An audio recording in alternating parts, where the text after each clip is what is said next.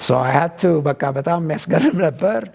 ስለዚህም ደግሞ እኔ ያው ተመልሼ ለቤተክርስቲያን መንገድ ነበረብኝ እና ጌታ ተናግሮኛል፣ ምንም ላደርግ አልችልም። ስለዚህም ደግሞ እንዳትሄድ ብሎኛል፣ ካንስል አድርጌያለሁ ብዬ ስኮላርሺፕ ለሰጡኝ ሰዎችም እግዚአብሔር ይባርካቸው መምጣት አልችልም አልኳቸው። ከዛ በኋላ ነው ሪፊጂ የሚባል ነገር መምጣት የጀመረው። ከ1987 ጀምሮ አይቾ የማላቅ አዝመራ የመጣበት ዘመን ካለ እሱ ዘመን ነው። ፍላድ አደረገ። ከዛ በኋላ ስንት ሰዎች እንዳው በቃ ባጭሩ በናይሮቢ ከተማ ምን ያክል ሰዎች ናቸው የዳኑት ካላችሁኝ በቆየሁባቸው 11 ዓመታት አይናችን ያያቸው ዲሳይፕል ያደረግናቸው አጥመቀን ዲሳይፕል ያደረግናቸው ለአመራር ያበቃናቸው ሰዎች 10,000 ሰዎች ናቸው ቢያንስ። እኔ በቁጥር አላምንም፣ ግን 10,000 ሰዎች ወደ ጌታ የመጡ ሰዎች አሉ። ድራማቲክ የሆነ ደግሞ አስገራሚ የሆኑ ነገሮች ተከናውነዋል እና ከዛ ከሆኑ ነገሮች መካከል ጥቂቶቹ ብናገር በጣም ጥሩ ነው ብዬ አስባለሁ። ሪማርካብል የሆኑ ነገሮች ስላሉበት አንዱ ለምሳሌ ድሮ ሆስቴል ነበርኩኝ። እዚህ ሳላገባ ሆስቴል ነበር የምኖረው። ኢቫስ ያዘጋጀልን ቤት እዛ ስለነበር እና ሆስቴል በነበርንበት ጊዜ ሆስቴሌ መካኒስት ነው የነበረው። እንዲወረስ ካደረጉ ሰዎች መካከል አንዱ አብሮ እዛ ነበረ የሚኖር ኢኮኖሚስት ነው። እንዳውም ከነጭራሹ አይ ቲንክ የመንግስቱ ኃይለማርያም ቀኝ እጁ ነበር። በጣም ነበር የሚወደው፣ አስተዳዳሪ ነበር እና ያ ሰው ሎየሮችን በሙሉ አስተባብረው ምን ብለው እንዲወረስ አደረጉ። ስለዚህ ዛት አይ ነው የሚገርመው ነገር። አንድ ቀን ናይሮቢ እየሰበኩ ያለው በጣም ብዙ ህዝብ ነው የመጣው። ማለት በጣም ብዙ እንግዶች አሉ፣ ብዙ ረፊጂዎች አሉ። የሚገርመው ነገር ግን ይሄ ሰው በመሃል ላይ አይዋለሁ ልሰብክ ነው የወጣሁት እኔ። ያ ሰው ደግሞ የሆስቴል እንዲወረስ ምክንያት የሆነ ሰው ነው። እኔ በቃ ፈጽሞ I was so emotional። እኔ ስሜታዊ አይደለሁም። እንደዛ ቀን ኢሞሽናል ሆኜ አላውቅም። ገረመኝ በጣም እና ኤኒዌይ ስብከቴን ቀጠልኩ። ደግሞ እንዳጋጣሚ በዛን ጊዜ እንዳጋጣሚ ልበለው የጌታ አሰራር ነው። የሚገርመው ነገር በዛን ቀን ደግሞ ወንጌል ነው የምሰብከው የነበረው። ከወንጌል ጋር በተገናኘ ነው was focused። ጌታን ብትቀበሉ ስል ብዙ ሰዎች ተቀብለዋል። ጌታን ተቀብለዋል ከ35 ከ40 ሰዎች በላይ። 4 ሰዎች ደግሞ አብሮ መደዳ የነበሩ ሰዎች ደግሞ እንባቸውን ያፈሰሱ አንዱ እሱ ጌታን የተቀበለው ተለወጠ። ከ3 ሚኒስትሮች ጋር ነው ያለው። 4 ሚኒስትሮች ናቸው በመደዳ የነበሩት። 4ቱም ጌታን ይቀበላሉ። ከወር በኋላ የሚገርመው ነገር በኤክስፓትሬት ደረጃ በኖርዌጂያን ቸርች ኤድ ይቀጠርና የፈለከው ማንሽን የሚያክል ቤት ተከራይሉትና ቤተሰቡን ያስመጣና ብዙ ሬፊጂዎችን እቤቱ 10 በላይ ሰዎች ያኖር ነበር ማለት። አስገራሚ የሆነ ድንቅ የሆነ ተአምር ተካሄደ። 4ቱም በጌታ አደጉ በሰሉ። እንግዲህ የናይሮቢ ቤተክርስቲያን በጣም የተለየች ቤተክርስቲያን ነች። አንደኛ የመጀመሪያዋ ስለሆነች በዳያስፖራ የመጀመሪያዋ ቤተክርስቲያን ነች። የመጀመሪያ መሆኗ ብቻ አይደለም። የሚገርመው ነገር በየዲኖሚኔሽኑ የነበሩት የየዲኖሚኔሽናቸው ፕሬዚደንት የነበሩ ሰዎች ናቸው የመጀመሪያ ሽማግሌዎች የነበሩት። በጣም ኢንትረስቲንግ ነው። እንደ ጋሽ ሚሊዮን የነበሩት ጋሽ ኃይሉ የሚባሉ ወልደ ሰማያት የሚባሉ ነበሩ። ጋሽ ብርሃኑ የቃለ ሕይወት ዋና የቦርድ ቼርማን ነበር ለረጅም ዓመታት የዲኖሚኔሽኑ። እናም ደግሞ ቤተም ነበር። ለምሳሌ ዶክተር ቤታ አለ። ተስፋውን አግደው ጋሽ ተስፋውን ደግሞ ነበር ወደ ጌታ ሄዷል። ግን የሙሉ ወንጌል ያው እዚሁ ቼርማን ነበር እዚህ ቤተክርስቲያናችን። ሁሉም ዶክተር ተወልደ መድህን አለ የፌዝ ሚሽን የዲኖሚኔሽኑ ፕሬዚዳንት ነበር። ሁሉም የሚገርመው ነገር የየዲኖሚኔሽናቸው ዋና መሪዎች የነበሩ ናቸው። አንድ ቤተክርስቲያን ላይ መጡ ማለት ነው።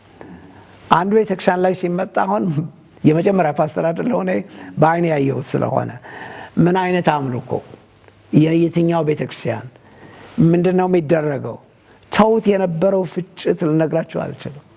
በጣም ቀላል አልነበረ መጀመሪያ ላይ ማለት ለምሳሌ ክፋቱ ደግሞ ሰኞ የነበረ ስብሰባችን እና ለምሳሌ እሁድ ዕለት አንድ ሰው በቃ ደስ ብሎት ወይ 2 ሰዎች ወይ 5 ሰዎች ጭብጨባ ቢያጨበጭቡ እንዴት ይጨበጨባል ቤተክርስቲያን ተብሎ የመጀመሪያ አጀንዳ እሱ ነው የሚሆን የነበረው። እንሰዋል ወይ እልል ካሉ ለምሳሌ እንዴት እልል ይባላል ቤተክርስቲያን ይባል ነበር።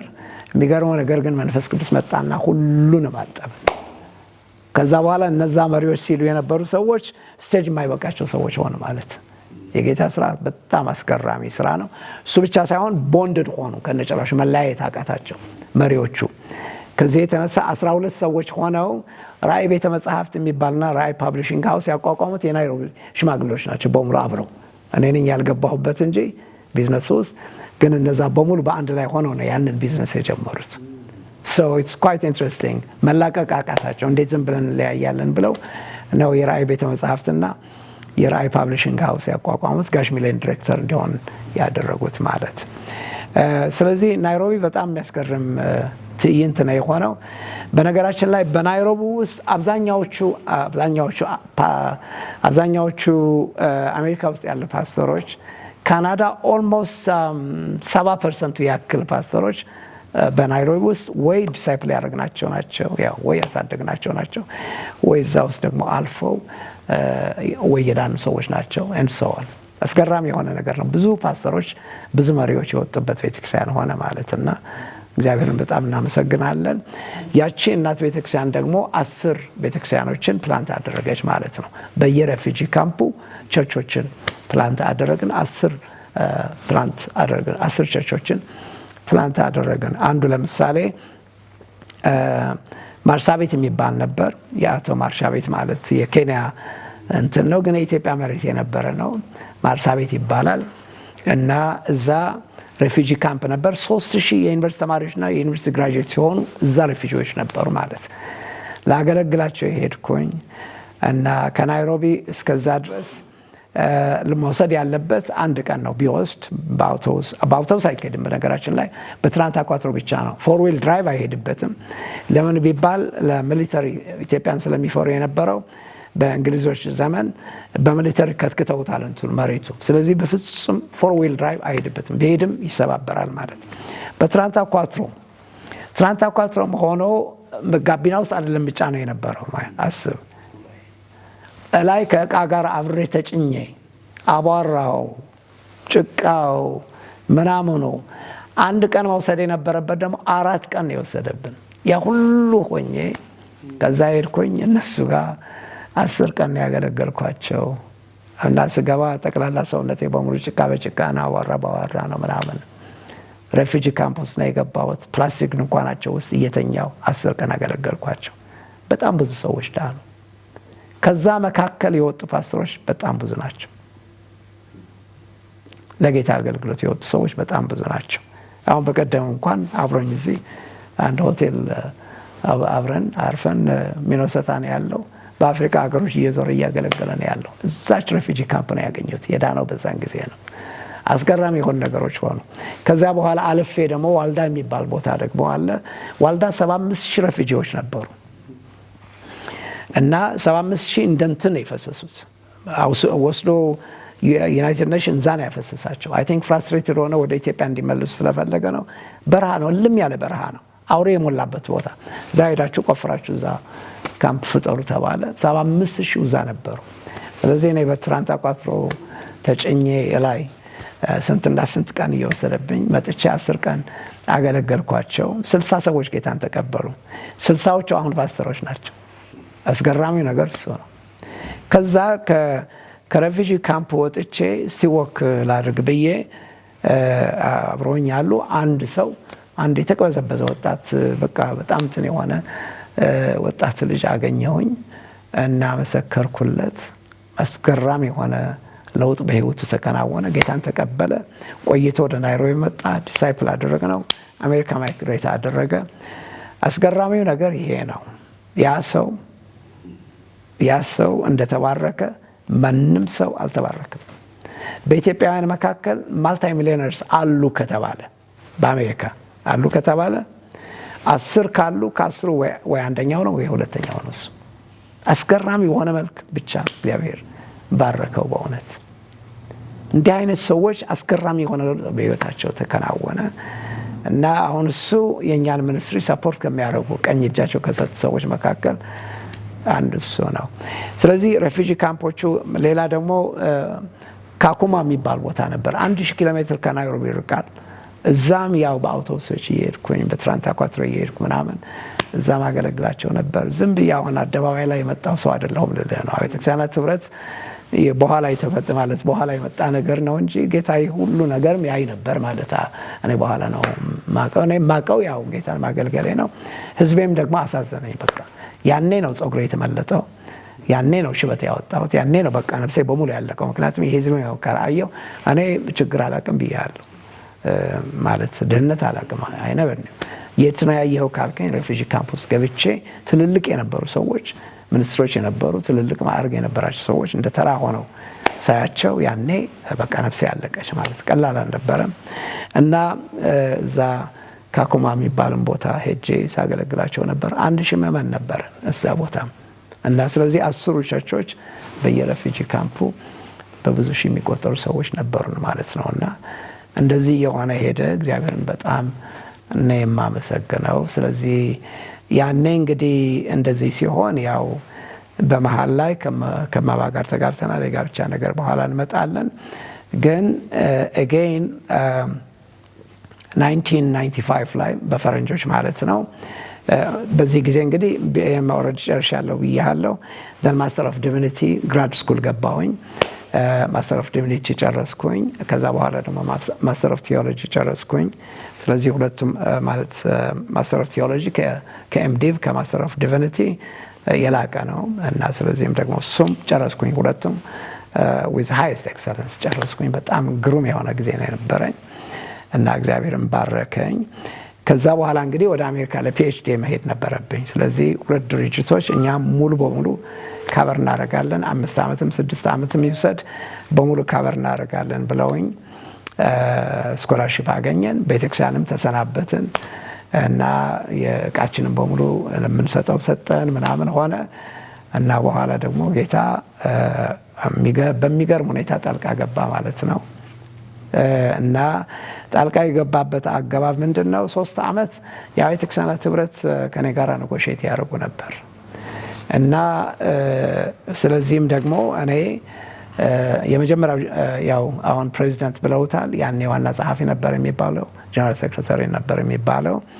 ያንን ኦፊስ እንድትሆን ለመጀመሪያው እንድትሆን እንፈልጋለን ብለው ነው እና 3 ዓመት በሙሉ እኔ አልችልም አልኳቸው። ምክንያቱም እኔ ኮምፕሊኬትድ የሆነ ኦፊስ ነው ይሄ እና ደግሞ እኔ አም ኖት ማናጀር። ስለዚህ እኔ አንድ ግዙፍ የሆነ ኦርጋናይዜሽን 15 ሚሊዮን ያለበትን ህዝብ ማኔጅ ለማድረግ እኔ ለዚህ አይደለም የተሰጠሁት፣ የተጠራሁትም ይሄ አይደለም። ጥሪ እኔ በአመራር ላይ ነው ከወንጌል ጋር በተገናኘ በስተቀር እኔ እዚህ ውስጥ አልገባም ብያቸው ብዙ ስንከራከር ነበር። ፋይናሊ ጌታ ተናገረን ማለት ወደ አሜሪካ ልንሄድ 2 ሳምንት ሲቀረን ጌታ ተናገረ።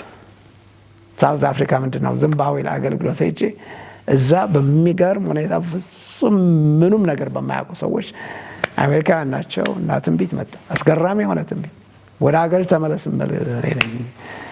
እና አብያተ ክርስቲያናትን ልብ አሳልፌ እሰጥሃለሁ፣ መሪዎችን በሙሉ ልባቸውን አሳልፌ እሰጥሃለሁ፣ ታላላቅ ስራዎችንም እሰራለሁ፣ ክብሬንም እገልጻለሁ፣ ምድሪቱንም እፈውሳለሁ፣ እንደዚህ ብሎ ጠቅላላ ማፕ 45 ደቂቃ የወሰደ አስገራሚ የሆነ ትንቢት መጣ።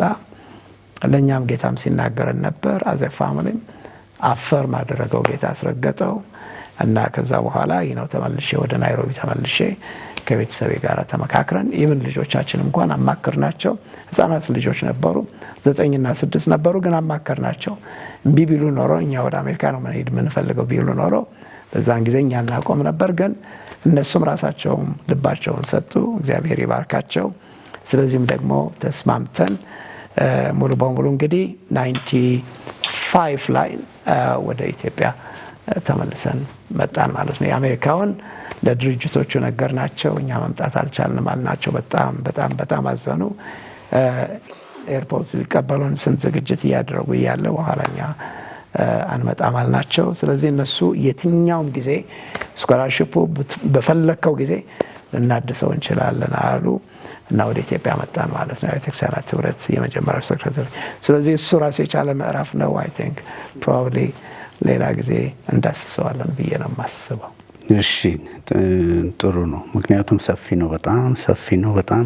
እኔ አሁን ጥያቄ የሚሆንብኝ መቼም እንደ ሰው ነህ፣ እንደ ሰው ቆመህ ነው የምትሄደው እና ያለፍክባቸው አገልግሎቶች ከባዶች ናቸው፣ በጣም ከባዶች ናቸው። አሁን እንኳን ከምሰማው እንግዲህ የቀሩ ታሪኮች አሉ እና በዚህ ሁሉ ውስጥ ማለፉ አንድ ከባድ ነው። እርግጥ ነው ያለ ጌታ እርዳታ አይቻልም፣ በሰው አቅም አይቻልም። ግን አንድ ቦታ ላይ ቆም ብለህ ራስን ስታየውና በዚህ አገልግሎት ላይ በእነዚህ ሩጫዎች በእነዚህ ውጣ ውረዶች ያሉበት ነው የሚመስለኝ። ምክንያቱም የሬፊውጂ ካምፕ ህይወት ለአንድ ቀንም እንኳን እንትን የምትለው ነገር አይደለም፣ እንኳን 10 ቀን እየቆዩ ምን እያሉ እና በዚህ ጊዜ ውስጥ እንደ ውስጥህ የዛለበት የደከምክበት ወይም ማጉረምረምም እንኳን ወደዛም ደረጃ የሄድክበት ጊዜ አለ። ደግሞ በዛው በተቃራኒው ደግሞ እንደው ደስ የተሰኘህበትና በህይወትህ እንደው ተሳካልኝ እዚህ ጋርም እንኳን ቢያቆም ደስ ይለኛል አገልግሎቴ እንደው ያልክበት አለ? በኬንያው ላይ ብቻ በኬንያው እንትኑ ከአገልግሎቱ ጋራ በተገናኘ ከራሴ የመጣ ነገር ስላልሆነ የጌታም ጥሪም ስለሆነ ጥሪውን ለማጽናት አብሮ የሚሰጥ ጸጋ አለ ራሱ የቻለ። ሐዋርያው ጳውሎስ እንዳለው by the grace of God I am what I am እንዳለው የሆንኩት በእግዚአብሔር ጸጋ ካልሆነ በስተቀር ምንም ነገር በሌላ ልተረጉመው አልችልም። እንዳው በኔ እውቀት ነው፣ በኔ ችሎታ ነው፣ በኔ ልበሰፊነት ነው የምትለው ነገር አይደለም። ተሸክሜው የነበረው ነገር ስታየው ግዙፍ የሆነ ነገር ነው።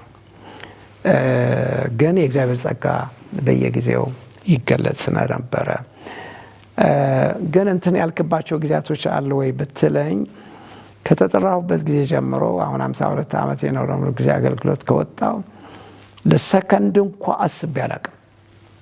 ለምን ወጣሁ ብዬ ለምን በአገልግሎት ዘመኔን ሰጠሁ ብዬ ፈጽሞ አንድ ቀን ለሰከንድ እንኳን ማለት ምታክል አንድ ቀን አስቤ አላቅም።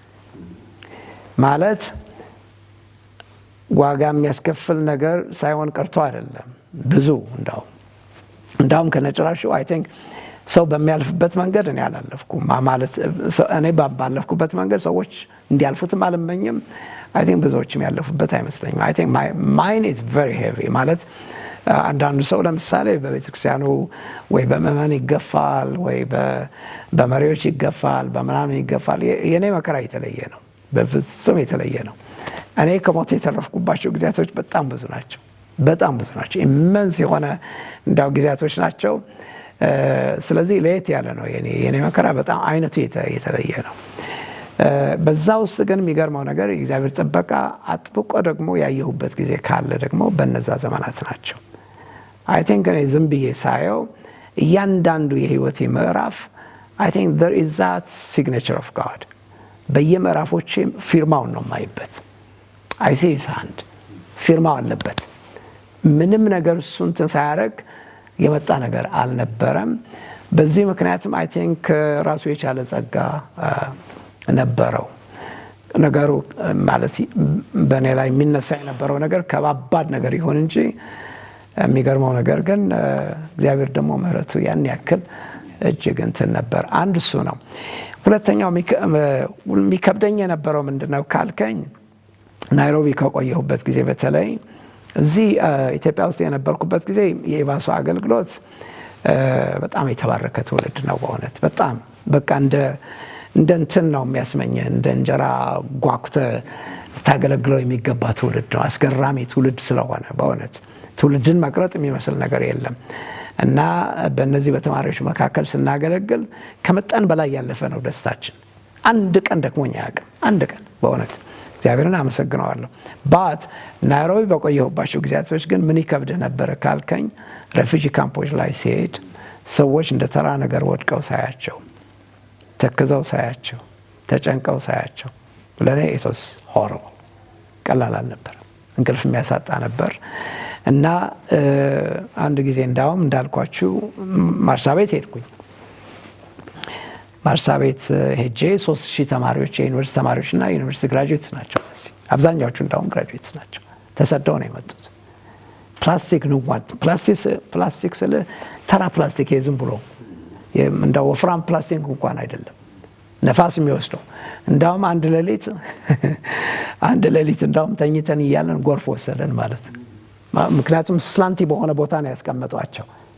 ተራራ ሆነው በዛው ተራራ ላይ ነው ድንኳን እንዲያደርጉ ያደረጓቸውና ዝናብ ዘነበ፣ ጎርፍ መጣ እና ወሰደን ከነንትናችን ከነ ጎዝጓዛችን ማለት የጎዘጎዝ ነው። ተኝተን እያለን ነው ማይንድ። እስከዛ ድረስ እኔ በዛን ጊዜ ለእኔ ፓዘል ነበር በእውነት የማይገባ ነገር።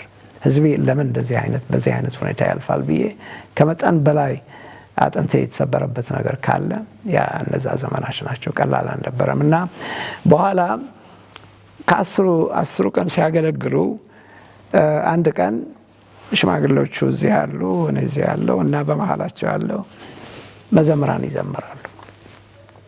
ሰምቼው የማላቅ ሰማያዊ የሆነ መዝሙር ይዘምራሉ።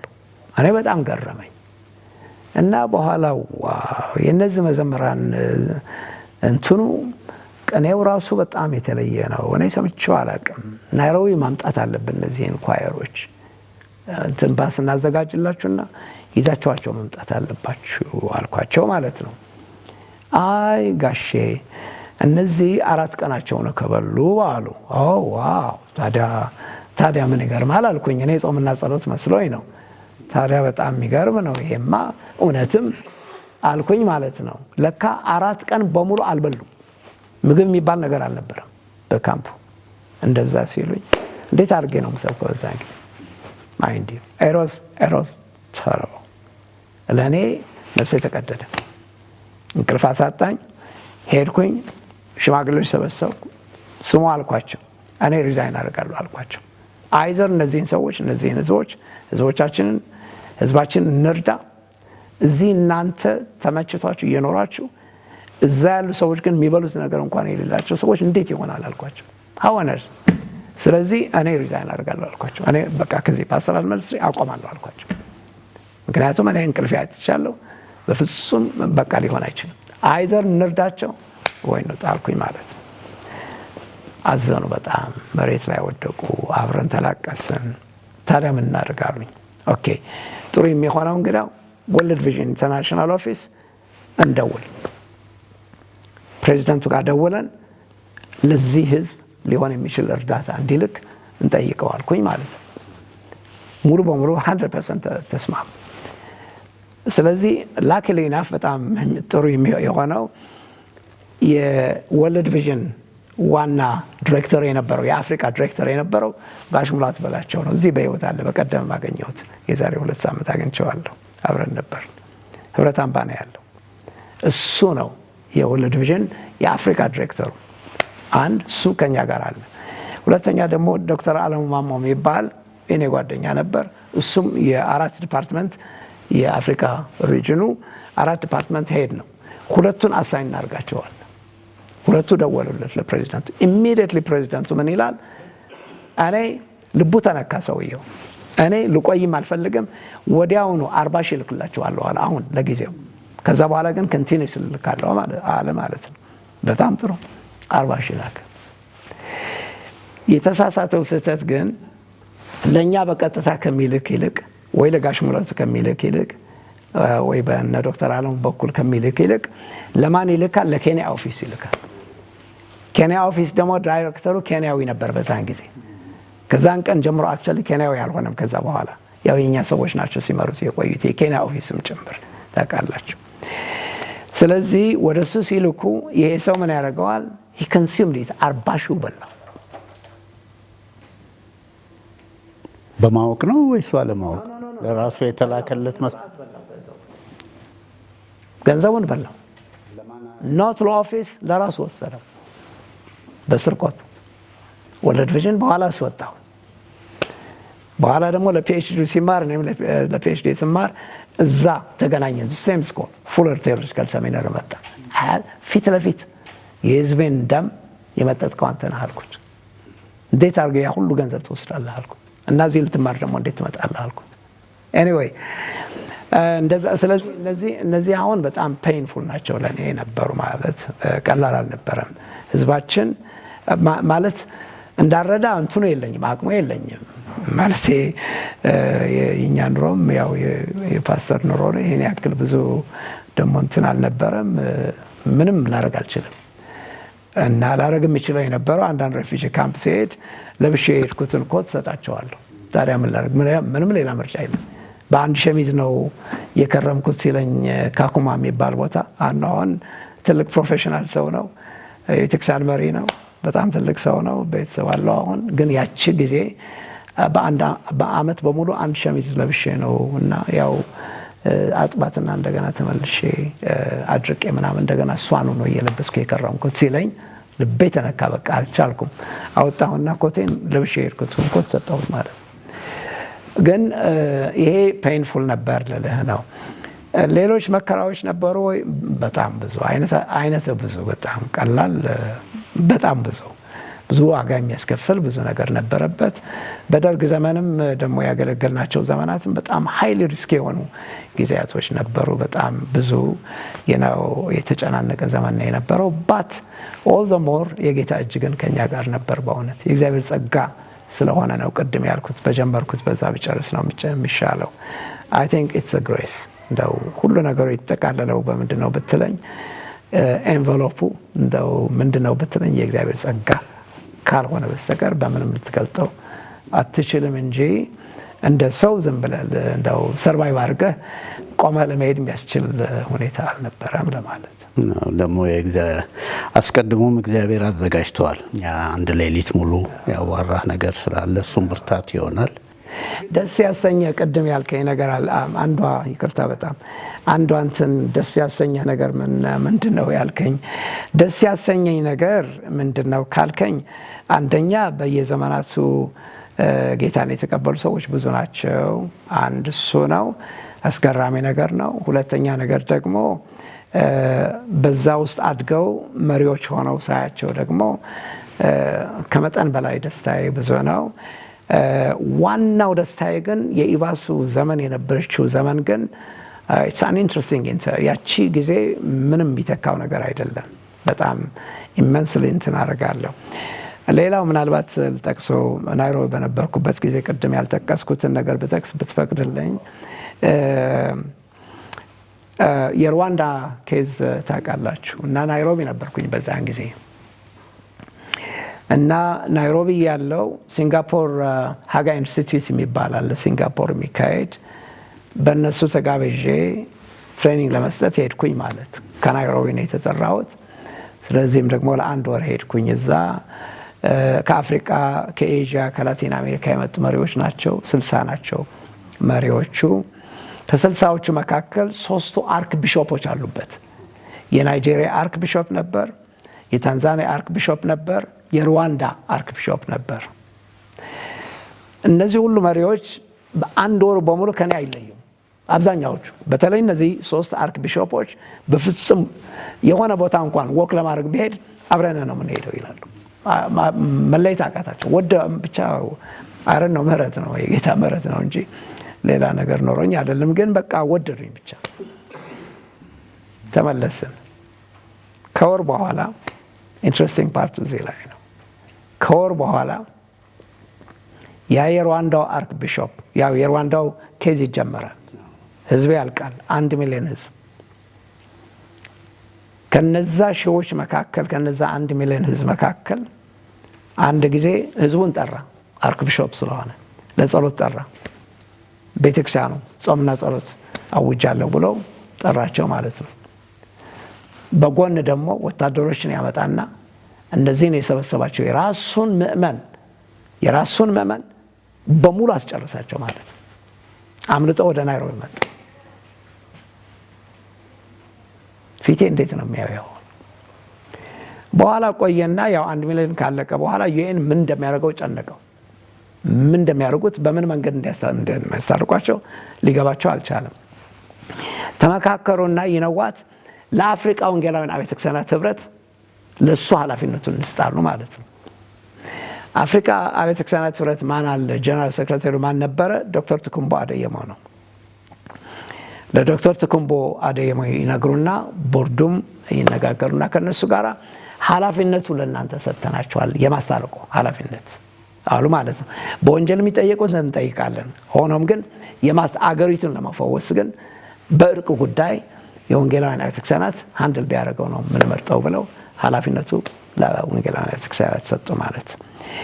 እነ ዶክተር ትኩምቦ አደየሞ ደግሞ ቦርዱ ይሰበሰቡና እንግዲያው አሉ መጨረሻ ላይ ይህንን የእርቅ ጉዳይ የሚያካሂዱ ሰዎች 5 ሰዎች መምረጥ አለብን አሉ። 2 ከሁቱ 2 ደግሞ ከቱሲ 4 መሪዎች ያሉበትና ቁልፍ የሆኑ መሪዎች ያሉበትና ለማስታረቅ ነው። አስቡ እንኳንና ህዝቡን ለማስታረቅ ይቅርና አብያተ ክርስቲያናትን ለማስታረቅ ይቅርና እነዚህ 4 ሰዎች ለማስታረቅ 3 ወር ወሰደብኝ። በመሃላቸው የነበረው ፍጭት በዘመኔ አይቼው አላውቅም። ከ3 ወር በኋላ ታረቁ። አሁን አብረን ፕላን ማድረግ ጀመርን ማለት። ከዛ በኋላ ነው ህዝቡን ያስታረቀው። ከዛ በኋላ ነው አብያተ ክርስቲያናትን ያስታረቀው። ያ 1000 ምእመን ወስዶ ያስገደለ አርክ ቢሾፕ ሀጋይ ኢንስቲትዩት አብሮኝ የነበረ ሰው እንዴት አድርጎ ነው ፊቴን የሚያየው? በዛን ጊዜ እንዴት አድርጌስ አይኑን ልየው? how do you reconcile mercy and justice? ምህረትና ፍርድ እንዴት ነው የምታስታርቀው? በምን መንገድ? ያ አሁን በዛን ጊዜ ልክ ናይሮቢ ያቺ የጠቀስኳት ሁኔታ ልክ በዚህ ጊዜም ለእኔ ተወስታፍ ከማናቸውም ይልቅ እኔ ስለማውቀው አብሮኝ ስለነበረ ልቦ አፍስሶ ስለተናገረኝ ብዙ ነገር አማክሮኛል። ከአንድ ወር በኋላ ህዝቡ እንደሚጨርስ እኔ አላወቅኩም። አይደን ነው ኤኒዌይ ሁሉ ተከናወነ። ምድሪቱም ተፈወሰች። የሩዋንዳ በአሁኑ ጊዜ እንዳውም በአፍሪካ ውስጥ እየለመለሙ ከሄዱ ሀገሮች መካከል አንዷ ሆነች። እግዚአብሔርን በጣም እኔም አመሰግ እና አንዱም ይሄ ታሪክ እንትን ነች። it's a piece of history ግን በጣም አይነተኛ ነገር ነው። እግዚአብሔርን በጣም ነው የማመሰግነውና አንዱ ደስ የሚለኝ ሩዋንዳን ሳስብ አሁን ጌታን በጣም ነው የማመሰግነው። የመጨረሻ ጥያቄ ላድርገውና የቤተሰብህ ምላሽ ምን ነበር በዚህ ሁሉ ሩጫ በዚህ ሁሉ አገልግሎት ውስጥ? ምክንያቱም ይሄ ሁሉ ስትጓዝ ቤተሰብህን እዚህ ያስቀምጠህ ነው እና የነሱ ምላሽስ እንዴት ነበር? ከድሮ ጀምሮ I was really aware እኔ የቤተሰብ ሰው ነኝ። really አምን ፕራይም ጥሬ actually የቤተክርስቲያን አገልግሎት አይደለም ለኔ ጥሬ ለቤተሰብ ነው። ፓስተርነቴ የመጀመሪያ ፓስተርነቴ ለቤተሰብ እንጂ ለሌላ ሰው አይደለም። ለራሴ ያልተረፍኩትን ነገር በምንም መልኩ ለሌላ ሰው ልተርፍ እንደማልችል ከጧቱ ነው የገባኝ። እኔ ከጧቱ አይደለም ማንም አላስተማረኝም፣ ግን አይኔ ተከፍቷል። የጌታ ቃልም እንደሚያዘውም እንደሱ ነው። ስለዚህ ምንድነው ያደረኩት? I was aware ከመጀመሪያው ጀምሬም የጌታ ጥሪ ማግኒቲዩዱ በጣም ሰፋ ያለና የጠለቀ ነገር ስለሆነ ከመጀመሪያው ጀምሬ በጥንቃቄ ነው የጀመርኩት። ማለት እንግዲህ ፕራዮሪቲን ማስተካከል ነበረብኝ። ቀደም ተከተለኝ ማስተካከል ነበረብኝ። በመጀመሪያ እግዚአብሔር ነው፣ በሁለተኛ ደረጃ ቤተሰቤ ነው፣ በሶስተኛ ደረጃ አገልግሎት ምለው ነገር ነው። ስለዚህ ከመጀመሪያው ጀምሬ አስቤ ስለገባሁበት ለቤተሰቤ ፕራይም ነገር የምሰጠው ለቤተሰቤ ነው። ስለዚህ ከዚህ የተነሳ ትራቭል ሳደርግ እንኳን 1 ሳምንት ወጥቼ ከሆነ 1 ሳምንት ቤት ነኝ። 2 ሳምንት ወጥቼ ከሆነ 2 ሳምንት ቤት ነኝ። 1 ወር ከወጣው 1 ወር ቤት ነኝ። ከ1 ወር በላይ ደግሞ እንድወጣ አልፈልግም። ምክንያቱም ቤተሰቤን ጥዬ ልሄድ አልችልም። ከዚህ የተነሳ ኢቭን ቤትም በመሆንበት ጊዜ ከ5 o'clock በኋላ ስልክ የሚባል ነገር አልቀበልም። አለቀ። የቤተሰቤ ጊዜ ነው። ዘግቻለሁ። ዓለም በሙሉ ይዘጋል። እኔ ኢቭን እዚህ አብያተ ክርስቲያናት ህብረት እያለሁ ማታ የሚባል ስብሰባ ፈቅጄ አላውቅም። I don't ለምን ቢባል እኔ ቤተሰቤን ጥዬ እናንተን እዚህ ከእናንተ ጋር ልሰበሰብ አልችልም አልኳቸው። እግዚአብሔር ይባርካቸው። ወደ ከሰዓት በኋላ ለወጡ። ስለዚህ ስብሰባችን ከሰዓት በኋላ ነው የነበረው እንጂ ማታ የሚባል ነገር ስብሰባ ፈቅጄ አላውቅም። እኔ ከ5 o'clock በኋላ ከ11 ሰዓት በኋላ እኔ ስልክ አላነሳም፣ ብሞት አላነሳም። ከቤተሰብ ጋር ከሆንኩኝ ብሞት አላነሳም። አንድ እሱ ነው። ስለዚህ በቃ በዛ ደረጃ በቃ አም ዲስፕሊንድ ማለት በቃ በጌታ የተሰጠኝ ምህረት ነው። ስለዚህ ቤተሰቤን ቴኬር ማድረግ አለብኝ። አንድ እሱ ነው። ሁለተኛው ነገር ቤተሰቡ ደግሞ በጣም እንትን ከመጀመሪያው ጀምሮ አይ ቲንክ እንትን ነው በመሀላችን ያለው ግንኙነት it's a very interesting family. I think አብረን እንደ ውሃ የመፍሰስ የምንፈስበትን አትሞስፌር ነው የፈጠርኩት ከመጀመሪያው ጀምሮ። ስለዚህ ከዚህ የተነሳ በመሀላችን ድብቅ የሆነ ነገር የለም። በመሀላችን የማንነጋገርበት ነገር የለም። ከዚህ የተነሳ በጣም ኮምፎርታብሊ ልኖር የምችልበት አመራሬ ቤት መገለጽ አለበት ብዬ ነው የማምነው፣ ሌላ ቦታ ከመገለጹ በፊት። ትንሿን ቤቴ ሃንድል ካላደረኩኝ ትልቁ የእግዚአብሔር ቤት ሃንድል ላደርግ እንደማልችል ገብቶኛል ከጠዋቱ ማለት። ስለዚህ በዚህ ደረጃ ነው የሚሄደው። ስለዚህም ደግሞ እሱ ነው። ኢቨን ውጭ በወጣ እንኳን አሁን በየቀን ነው ማገኛት መባል ልጆቼንም የልጅ ልጆቼንም ጭምር በየቀን ነው ማገኛቸው።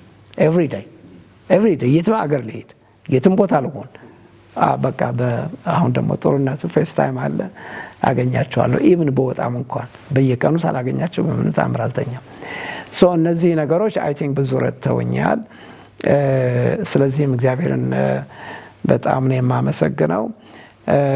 ሶስተኛው ግን የረዳኝ ምንድነው ካልከኝ፣ ሶስተኛው በልጆቼ ላይ አይ ቲንክ በልጆቼ ህይወት ውስጥ የተከልኩት ነገር ምንድነው ካልከኝ፣ ምንም ነገር እነሱን ዲፋይን እንዳያደርግ መልካቸው ይሁን ቁመናቸው ይሁን ትምህርታቸው ይሁን አካዳሚ እንትናቸው ኤክሰለንሳቸው ይሁን ፕሮፌሽናቸው ይሁን ምንም ነገር ዲፋይን እንዳያደርጋቸው የጌታ ምስያ ውስጣቸው እንዲገባ ነው እንዲሰርጽ ነው ያደረኩት። that image of Christ እነሱ ውስጥ እንዲገባ ነው ያደረኩት ከመጀመሪያው ጀምሮ።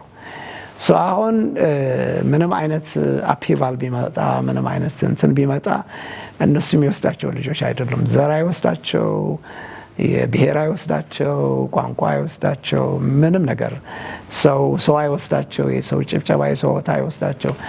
በጣም ሶሊድ የሆኑ ልጆች በእግዚአብሔር ቤት እጅግ በጣም የበሰሉ ልጆች እንዲሆኑ ነው የሆነው። እና አሁንም ቢሆን አዳልት ሆነው እንኳን ትልልቅ ሰዎችም ሆነው ቢያንስ ከእያንዳንዳቸው ጋራ በቀን ቢያንስ ከ2 ሰዓት በላይ እስከ 5 ሰዓት እስከ 6 ሰዓት ድረስ እነጋገራለሁ። አይ ዲስካስ። ስለዚህ በቃ እንትን ነው ማለት ከማንም የእግዚአብሔር ሰው የማልሰማቸው ነገሮች ከማን ነው የምሰማው ብትለኝ ከልጆች አፍ ነው የምሰማው። ከመባ ጋር ደግሞ በቃ ነፍሳችን በቃ አብረን ስንፈስ ነው የከረምነው። ደግሞ እንደሱ አይነት ሰው ጌታ መስጠት ደግሞ አስገራሚ ነው። she is calm and cool።